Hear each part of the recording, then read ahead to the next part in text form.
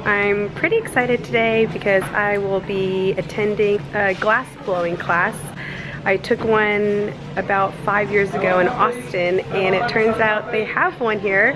So I'm gonna learn how to make like a little blowfish cup. This is the station where we will be working in. Pretty awesome.